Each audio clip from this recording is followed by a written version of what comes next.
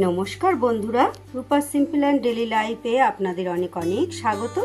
কাছে দূরে যে যেখান থেকে দেখছেন সবাইকে আমার অনেক অনেক ভালোবাসা আর শুভকামনা। আমার আজকের রেসিপি কাতলা কালিয়া সুন্দর করে তৈরি করে নিয়েছি। দুপুরবেলা গরম ভাতের পাতে কাতলা মাছের এই রেসিপিটি যদি থাকে, একদম চেটে পুটে আমাদের গরম গরম ভাত খাওয়া হয়ে যাবে, আর অন্য কিছু লাগবে না। তাহলে আসুন দেখতে থাকি আমি কিভাবে এই কাতলা কালিয়া তৈরি করে নিয়েছি। দেখতেই পাচ্ছেন কতটা সুন্দর আর কতটা লোভনীয় হয়েছে। যদি রেসিপিটা ভালো লাগে আমাকে অবশ্যই কিন্তু কমেন্ট করে জানাবেন। আর নতুন বন্ধু যারা আমার চ্যানেলে দেখছেন অবশ্যই আমার চ্যানেলটাকে সাবস্ক্রাইব করে আমার পাশে থাকবেন। আর প্লিজ বন্ধুরা যারা নতুন আমার চ্যানেলে আসছেন তারা দয়া করে এই রেসিপির মধ্যে রেসিপির কথা ছাড়া অন্য কথা আর কিন্তু উল্লেখ করবেন না। আমি রেসিপির মধ্যেই আজকে এই কথাগুলো বলতে বাধ্য হলাম। তাই দেখতে থাকুন আমার আজকের রেসিপিটার জন্য এখানে আমি 4 পিস কাতলা মাছ নিয়ে নিয়েছি। এটা একটু ভালো করে মেরিনেশন করে নেব। প্রথমে দিয়ে দিলাম একটু হলুদ গুঁড়ো, এবার দেব আমি একটু নুন, আর দেব আমি সামান্য একটু সাদা তেল। এটা আপনারা চাইলে সর্ষের তেলও দিতে পারেন। খুব সামান্য একটু তেল দিয়ে দিলাম। এবার এটাকে ভালো করে মাখিয়ে আর দিয়ে দিচ্ছি এর মধ্যে সামান্য একটু আদা রসুন আর কাঁচা লঙ্কা বাটা। এই সব জিনিসগুলো সব উপকরণ একসাথে বেশ সুন্দর করে মাছগুলোতে আমি মাখিয়ে ম্যারিনেট করে রেখে দেব। খুব বেশিক্ষণ রাখার দরকার নেই, 10 থেকে 15 মিনিট রাখলেই কিন্তু হয়ে যাবে।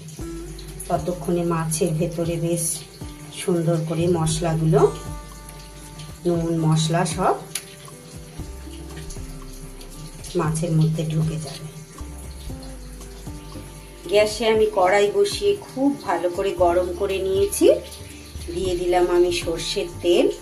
তেলের পরিমাণটা একটু বেশি দিচ্ছি।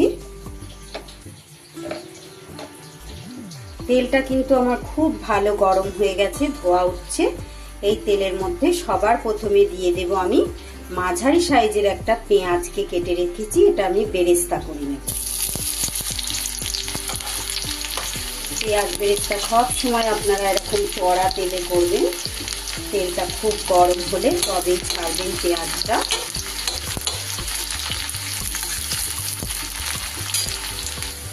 বেরেস্তাটা কিন্তু আমার ভাজা হয়ে এসছে। আপনারা চাইলে কিন্তু পেঁয়াজ বেরেস্তাটা সাদা তেলেও করতে পারেন। আমি একেবারে এই তেলেই মাছটা রান্না করে নেব, ওই জন্য আর সাদা তেল ব্যবহার করলাম না। বেরেস্তাটা তুলে নিয়ে কিছুটা তেল আমি কড়াই থেকে তুলে নিয়েছি। এবার এই তেলে আমি মাছগুলো ভেজে নিই।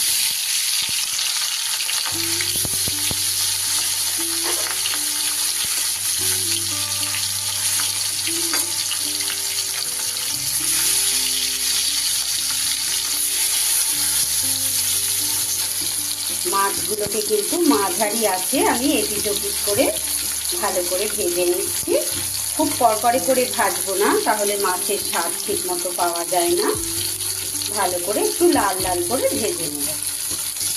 সুন্দর করে মাছগুলো ভাজা হয়ে গেছে এপিট ওপিট করে। এবার আমি এগুলো তুলে নেব। মাছ আমি তুলে নিয়েছি। এবার এই তেলের মধ্যেই দিয়ে দেবো একটু ফোড়ন। দিচ্ছি একটা তেজপাতা, সামান্য একটু জয়িত্রী, আর 3টে ছোট এলাচ, 3টে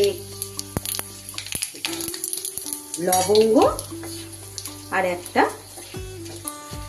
দারচিনি। ফোড়নটা থেকে সুন্দর গন্ধ বেরিয়ে গেছে। এবার এর মধ্যে সামান্য একটু আগে হলুদ দিয়ে দিচ্ছি, না হলে ছেটকাবে তেলটা। তার উপরে দিয়ে দেব আমি একটা মাঝারি সাইজে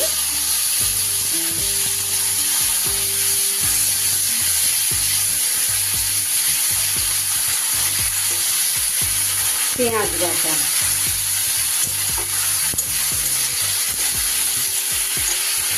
এই পেঁয়াজ বাটাটার উপরে দিয়ে দেবো সামান্য একটু চিনি।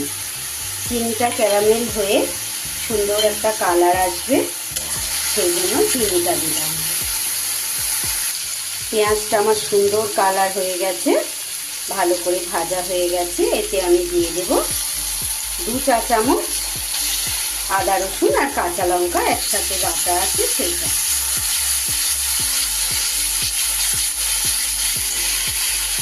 আদা রসুনের কাঁচা গন্ধ কিন্তু আমার চলে গেছে। এবার আমি এতে কিছু মশলা অ্যাড করে দেব, যেমন একটু 2 চা চামচ কাশ্মীরি লঙ্কার গুঁড়ো দেব। লঙ্কার গুঁড়োটা একটু বেশি দিয়েছি। লঙ্কার গুঁড়োটা ভালো করে মিশিয়ে নিয়ে এবার আমি এতে দিয়ে দেব 1 চা চামচ হলুদ গুঁড়ো, 1/2 চা চামচ জিরে গুঁড়ো আর 1 চা চামচ ধনে গুঁড়ো। সব কিছু খুব ভালোভাবে মিশিয়ে নেব। খুব ভালোভাবে কিন্তু মশলাগুলো আমার মেশানো হয়ে গেছে। এর উপরে আমি এবার দিয়ে দেব একটা বেশ মাঝারি সাইজের টমেটো বাটা।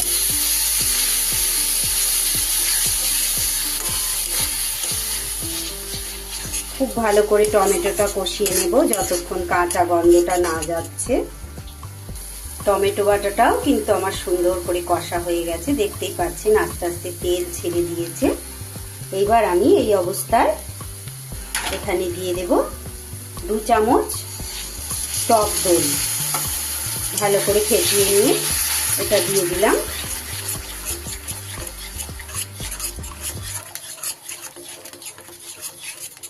এই সময় কিন্তু গ্যাসটাকে আপনারা অবশ্যই কমিয়ে রাখবেন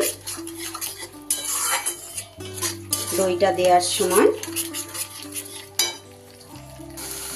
সবকিছু দেয়া হলেও বন্ধুরা নুনটা দেয়া ছিল না, এখানে পরিমাণ মতো আমি নুনটাও দিয়ে দিলাম। মশলাটা থেকে কিন্তু এইবার আস্তে আস্তে তেল ছাড়া শুরু করেছে।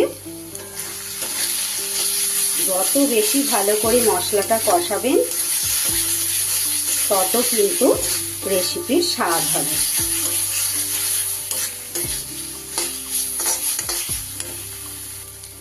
দেখতেই পাচ্ছেন এবার সুন্দর করে তেল ছেড়ে দিয়েছে।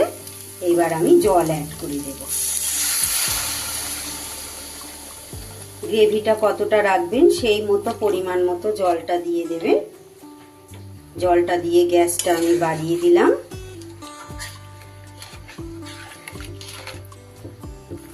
সুন্দরভাবে গ্রেভিটা কিন্তু আমার ফুটছে।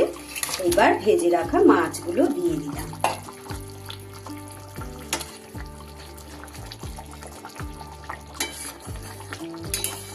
মিনিট 5 আমি ভালো করে মাছগুলোকে ফিরে এলাম 5 মিনিট পর।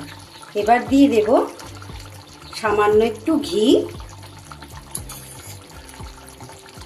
আর দিয়ে দেব সামান্য একটু গরম মশলা গুঁড়ো। দেখতেই পাচ্ছেন গ্রেভিটা দিয়ে কত সুন্দর কালার হয়েছে। এই ঘি আর গরম মশলাটা দিলেই কিন্তু কাতলা কালিয়ার স্বাদটা অনেক গুণ বেড়ে গেল। এবার আমি দেব আগে থেকে ভেজে রাখা সেই পেঁয়াজ বেরেস্তা, ওপর থেকে ছড়িয়ে দিলাম। আর 2 কাঁচা লঙ্কা দিয়ে দিলাম।